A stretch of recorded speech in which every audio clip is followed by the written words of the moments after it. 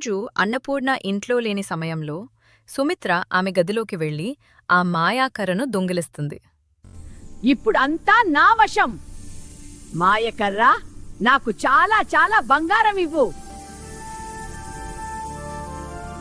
వెంటనే ఆ మాయాకర్ర నుండి బంగారం రావడానికి బదులు గది నిండా విషపూరితమైన నల్లని పొగ రావడం మొదలవుతుంది.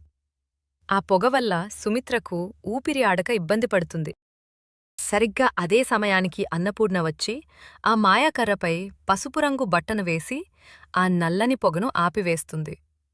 సుమిత్ర తన ప్రాణాలను కాపాడిన అన్నపూర్ణను చూసి తన తప్పు తెలుసుకుంటుంది. నన్ను క్షమించమ్మా అన్నపూర్ణ. నేను దురాశకు పోయినందువల్లే ఇంత పని జరిగింది. అయ్యో అత్తయ్యా, అలా అనకండి. మీకు మీ తప్పు తెలిసింది కదా, అదే చాలు. ఈ ఘటనతో సుమిత్రకు బుద్ధి వచ్చింది. నిజమైన సంపద బంగారం కాదు, ఇతరులకు సహాయం చేయటమే అని ఆమె గ్రహించింది.